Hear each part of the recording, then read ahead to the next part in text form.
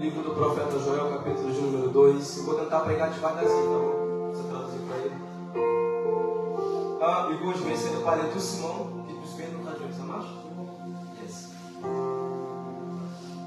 Versículo de número 12 e 13. E eu também vou estar lendo o versículo 28. Tudo bem?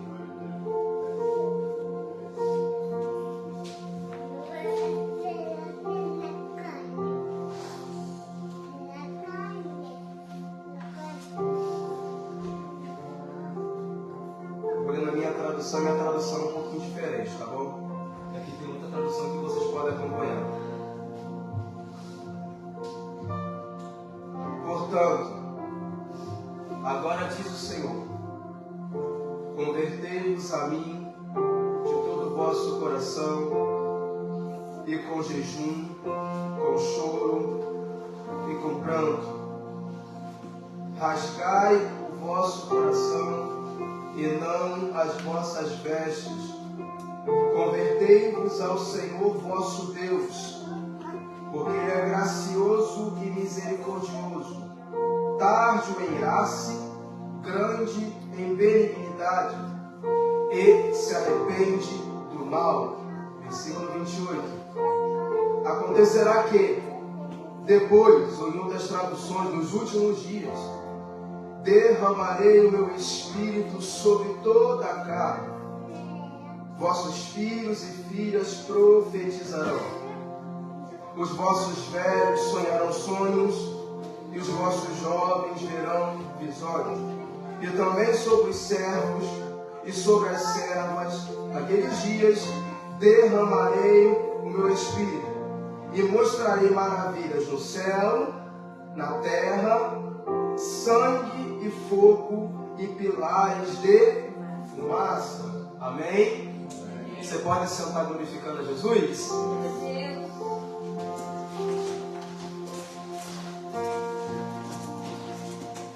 Quando nós vamos falar sobre profetas,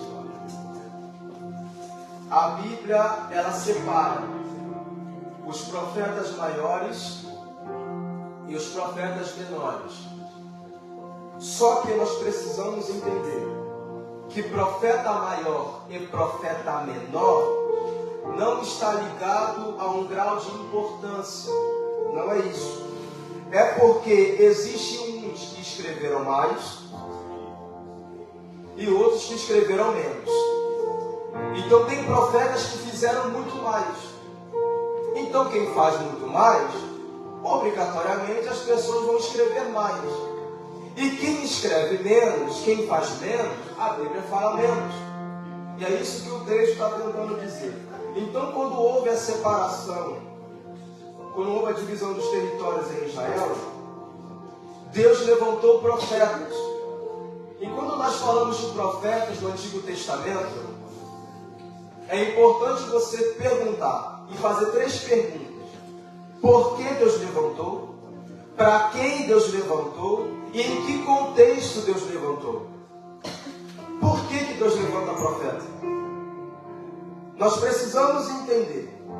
Exemplo, quem escreveu esse livro foi o profeta Joel.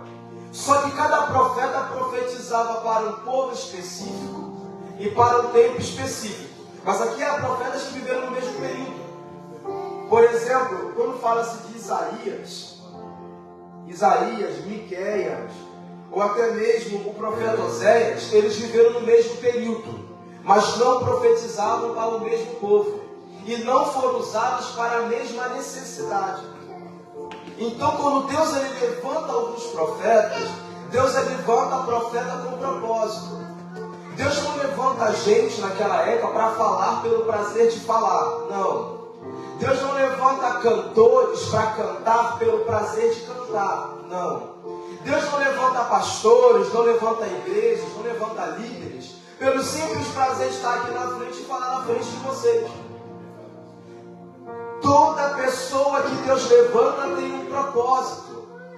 Então, quando se trata de profetas, Deus levanta profetas com propósitos para profetizar para um tempo específico, responder à necessidade de um povo. Porque hoje, na geração de hoje, nós pensamos que ser profeta é o camarada que fica 24 horas falando em línguas, mistério, e lá, e ele toca aqui, toca lá. Aí como foi a mensagem? Não sei, isso não é ser profeta. Profeta é aquele que entende a necessidade do povo e prega para um povo específico. Quer um exemplo? Moisés. O povo de Israel estava escravizado 450 anos. O povo de Israel estava comendo comida ruim durante 450 anos. O que Deus faz? Levanta Moisés. Eli, o profeta Eli, estava fazendo besteira no templo. Os seus filhos corromperam o templo. O que Deus faz? Levanta Samuel, o único menino, o único profeta que foi juiz, sacerdote e profeta. Daqui a pouco Moisés morre, Josué morre, Otiniel morre, Eude morre, Sagar morre. Quem Deus levanta? Uma mulher chamada Débora, para liderar o povo de Israel. Então Deus não levanta jovem, Deus não levanta pessoas para levantar por levantar.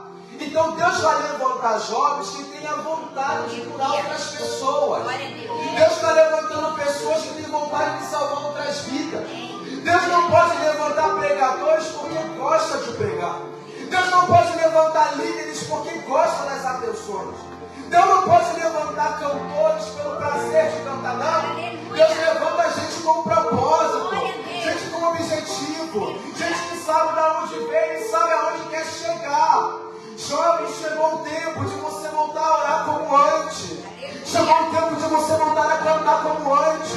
Chegou o tempo de você voltar a se reunir como antes. Chegou o tempo de você quebrar esses impedimentos que entram no seu caminho para servir a Deus. Porque há outras pessoas que precisam de você. Está na hora. Eu sou lá da sua graça, não tem problema. Deus quer levantar pessoas com propósito.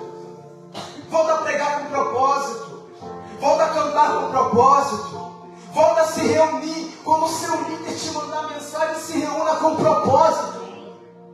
Quando o seu pastor te convidar, venha para o culto com propósito. Nós não estamos mais aqui para ficar ocupando cadeira. Nós não estamos mais aqui para ficar ocupando lugar, não. O mesmo Jesus que desce no Brasil, o mesmo Jesus que desce em Portugal, é o mesmo Jesus que pode descer nessa tarde hoje. Levante a sua mão, pelo amor de Deus. Se você quer que Jesus desça nessa tarde, chama Ele, chama Ele. Jesus está aqui, Jesus está aqui. E Ele quer se revelar a você nessa tarde. Agora a pergunta, isso aqui você tem que traduzir muito bem. Como Deus se revela? Eu vou te explicar, Hugo.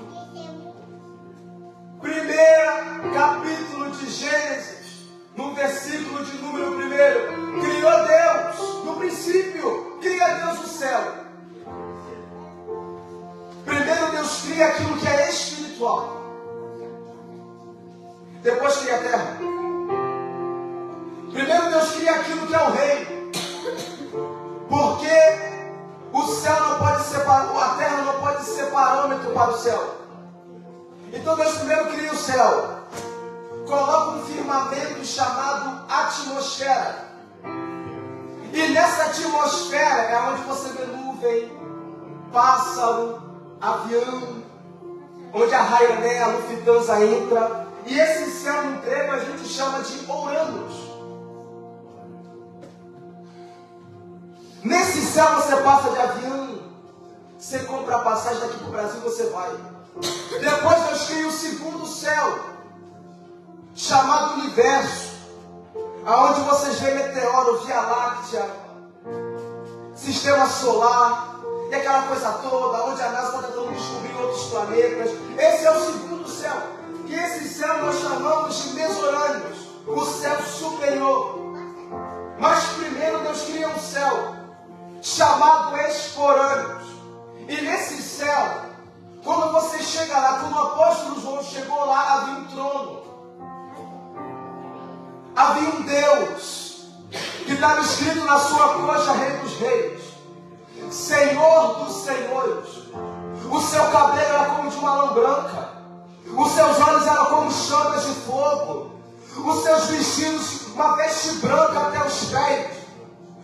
cinturão de ouro na altura do peito. E quando ele chegou no céu, João, havia uma multidão de anjos chamados serafins, que balançavam o trono clamando: Santo, Santo, Santo, é o Senhor dos exércitos. Daqui a pouco ele viu uma classe de anjos chamados querubins, e eles estão para lá e para cá servir o reino. Daqui a pouco ele vê 24 anciãos de cabeça branca, que se prostram, joga a coroa, pega a coroa, coloca na cabeça. Mas que céu é esse? Que organização é essa? E esse céu, deixa eu te explicar, esse céu o avião não passa, nesse céu a NASA não passa, nesse céu o pássaro não entra, nesse céu, querido, nesse onde como é que entra nesse céu? João capítulo 14, não turbeis o vosso coração, crede no Senhor, crede também em mim. Na casa de meu pai há muitas moradas, eu vou para um lugar, mas vocês já não estão prontos agora. Aí Tomé pergunta para ele e fala assim: mas como nós vamos saber para onde o Senhor vai? Como nós vamos perceber para onde o Senhor vai? E ele fala: eu sou o caminho, a verdade e a vida. Ninguém vem ao Pai sem passar pela cruz. Ninguém vem ao reino sem passar pela cruz. Eu estou te convidando a conhecer, não o Deus da federal, não o Deus que você ouviu falar, não o Deus da psicologia, não o Deus da psicanálise, não o Deus da sua invenção, não. Eu estou te convidando a conhecer o Deus do céu, o Deus da Bíblia, o Deus que transforma todas as coisas.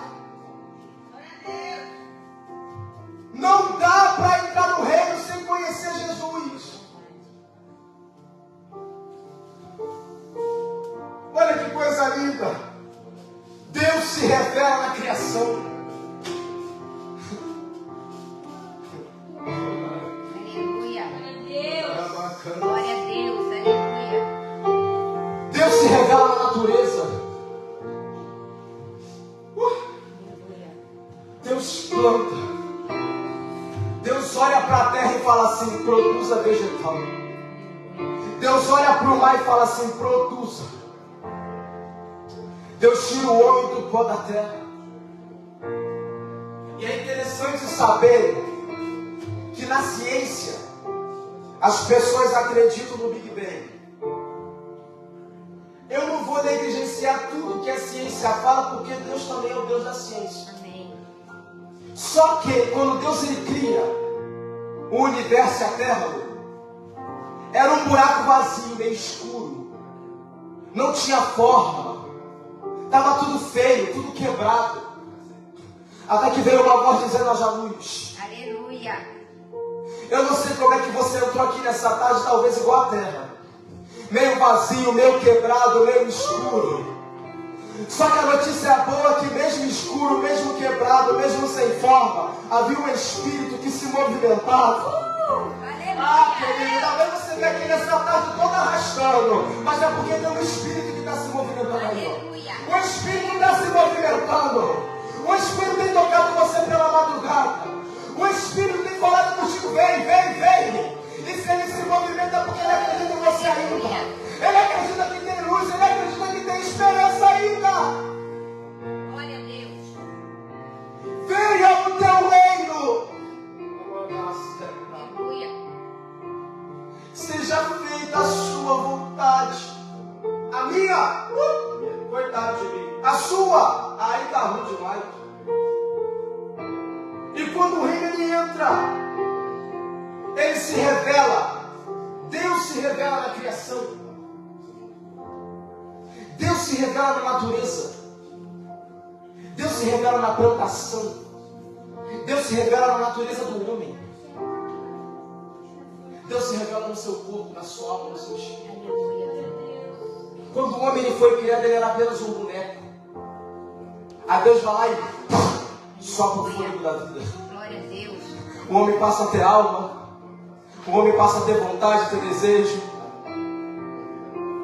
Pode traduzir. Através dentro do seu DNA, Deus se revela. Em cada veia que tem no seu coração que estão ligados ao cérebro, Deus se revela. Em cada artéria, Deus se revela. Nos seus olhos, Deus se revela assim. Nas suas pernas, Deus se revela. Nas suas vontades, nos seus desejos, Deus se revela. Agora a pergunta: como Deus se revelou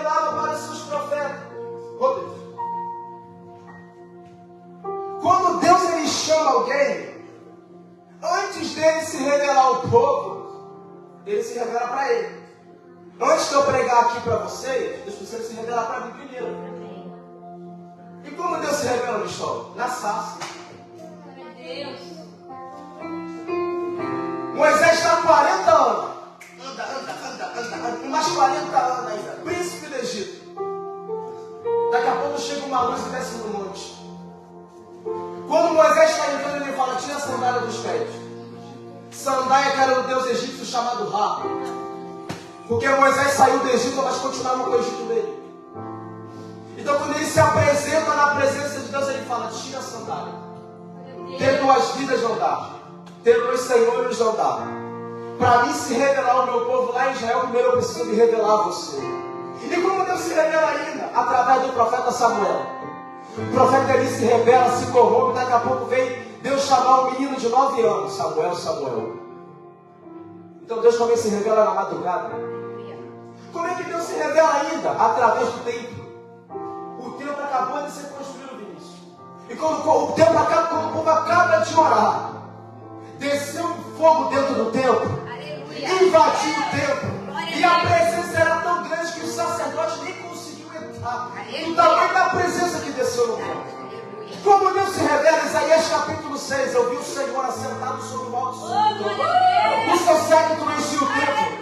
E eu cheguei lá, eu vi alguns serafins clamando uns para os outros, dizendo: Santo, Santo, Santo, é o Senhor dos exércitos. Quando Isaías estava naquela visão, ele fala: Senhor, eu não sou digno. Ai de mim, homem de lábios impuros. Pois é, a partir de hoje eu estou tocando no problema, para você enxergar a minha glória. Eu estou dando aquilo que te impede, para você enxergar a minha glória. Deus se revela a seus profetas como? Revelando aonde está o problema, revelando aonde está o impedimento.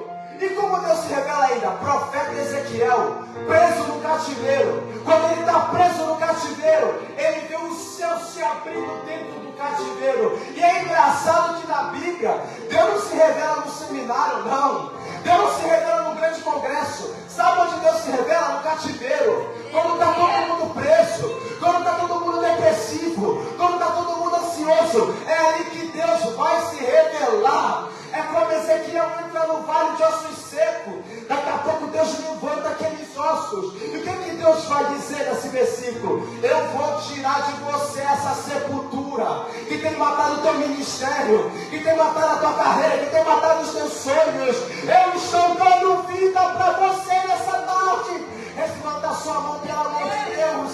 Quem quer vida, quem quer vida, quem quer vida? Aqui não tem festa, aqui não tem show, mas aqui tem vida, tem vida, tem vida. Haja luz, haja luz, haja luz. Haja luz, haja luz. Glória a Deus. Haja luz.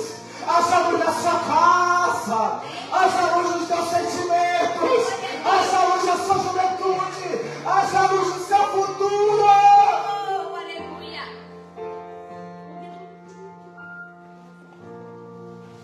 Deus quer tocar você. Deus quer abraçar você. Quem era o profeta Joel então, Gabriel? O profeta Joel foi o primeiro profeta que profetizou a vinda do Espírito Santo. Como isso aconteceu, Gabriel? Simples. O profeta Joel, ele era filho de um homem chamado Betuel, que serviu a Deus durante muitos anos. Havia uma crise, Maria, que entrou em Israel. Um monte de gafanhoto saiu comendo a agricultura, saiu comendo a economia, tudo. Não tinha mais como comprar, como vender. O povo de Israel estava todo destruído. E a Bíblia fala de 4 tipos de gafanhoto: o migrador, o cortador, o devorador e o destruidor.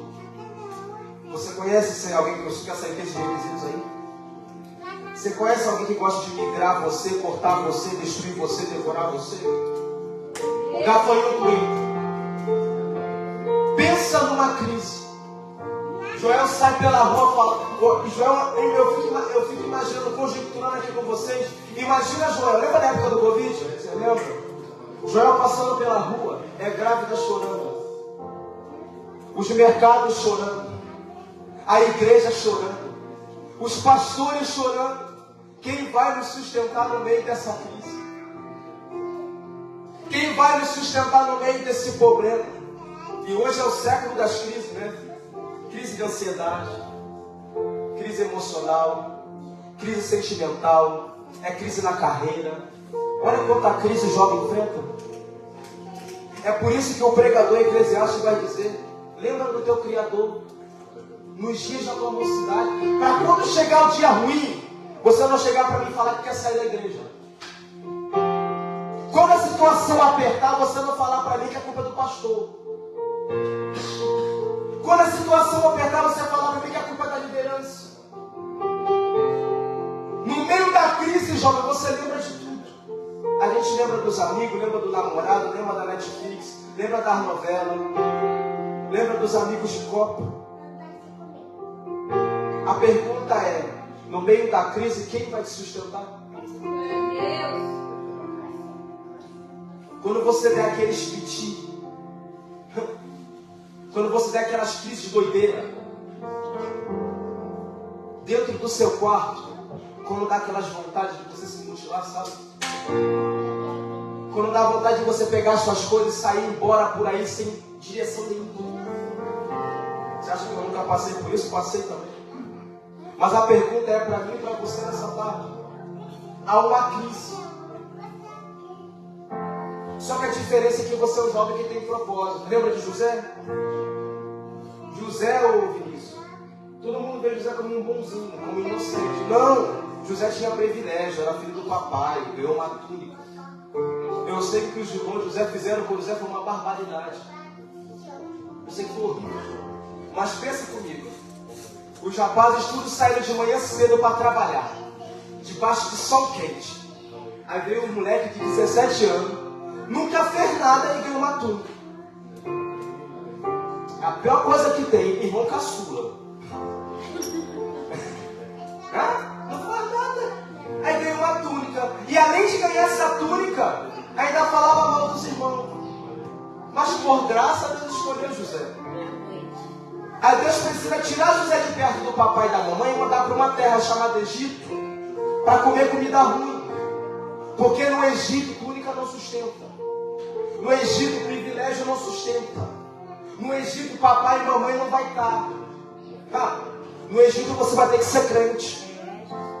Porque ou você ganhou o Egito ou o Egito te ganha. Aparece uma mulher chamada Potifar, esvazia a casa todinha para ficar com o moleque. Você acha que ele não queria deitar com ela? A pergunta é, jovem, no meio dessa crise, quem vai te sustentar? Glória a Deus. Nós já vamos encerrar. Deus, você pode ajudar, Jesus? Judá está inconsolável. Os agricultores estão tristes, estão chorando, não tem mais como comer. Mas Joel, o profeta Joel dava a solução. E que solução é essa? Convoca toda a cidade. Nós vamos para o templo. Nós vamos passar a noite vestidos de pano de saco. O rei nessa hora não vai ser rei. O pastor não vai ser pastor. O líder não vai ser líder. Todo mundo vai ser servo. Nós vamos passar a noite chorando. Chama os ministros do altar, chama os tocadores, chama os cantores, chama os jovens, chama todo mundo e se reúne no templo. Nós vamos nos arrepender. E quem sabe, se nós nos arrependermos, Deus ele desce no meio de nós. Nós queremos o tal avivamento que a gente gosta, só que avivamento na Bíblia não vem sem arrependimento. Então o que Deus está dizendo nessa tarde? No versículo 12 que lemos, chegou o tempo de voltar a rasgar o coração na presença de Deus. A gente não está aqui para fazer teatro de ser crente. Eu não estou aqui para fazer um papel de ser crente.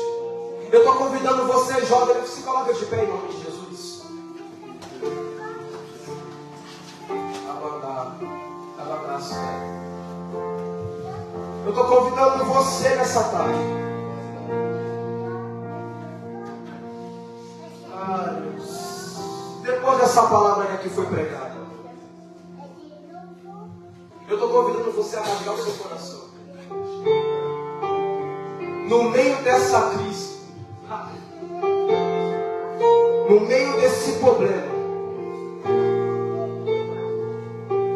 no meio dessas dificuldades, quem vai te sustentar? Seu namoradinho? Não vai. Você acha que eu consigo preencher todos os vazios da minha esposa? Não. No meio dessa crise, quem vai te sustentar, amigo? Naquela vontade de largar tudo, sair se cortando, sair quebrando, sair embora, quem vai te sustentar?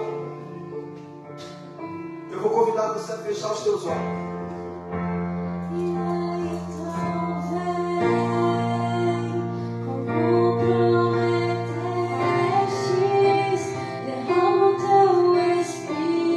Pode cantar, pode cantar.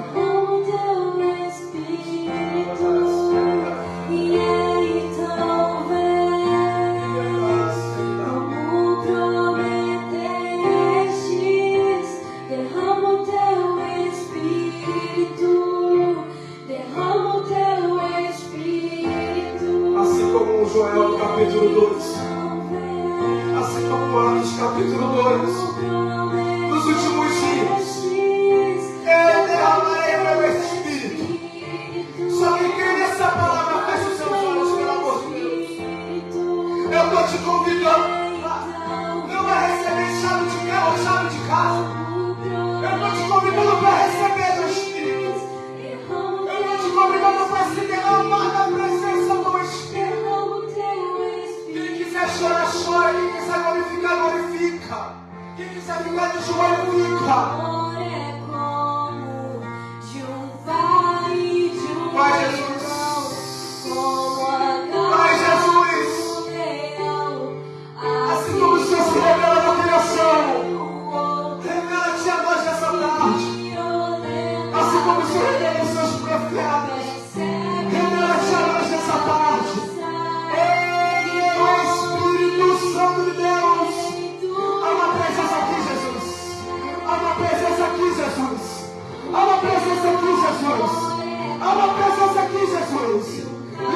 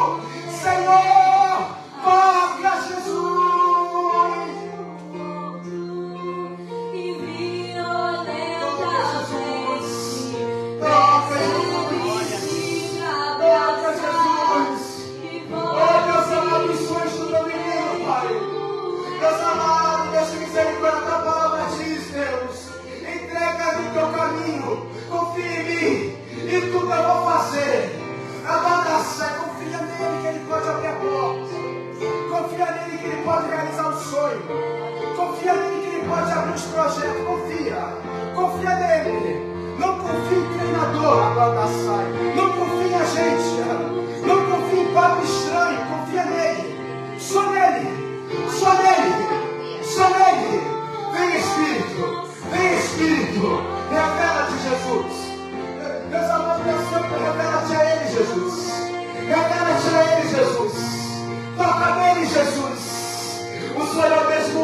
Jesus o mesmo sempre.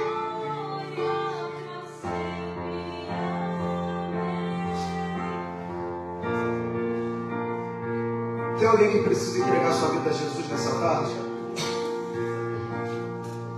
Tem alguém que precisa se reconciliar nessa tarde?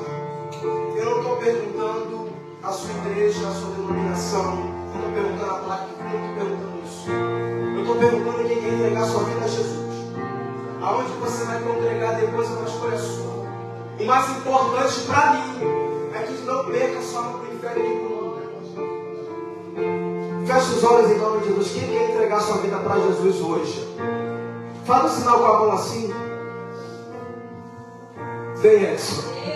Aplauda Jesus. Aplauda. Pecado. Alguém mais, alguém mais. Vem, Sabrina, em nome de Jesus. Pode ficar com os olhos. Alguém mais quer entregar? Vem, meu amigo. Pode vir, pode vir. Pode vir, isso aqui é reino. Venha, fica perto deles aqui em nome de Jesus. Alguém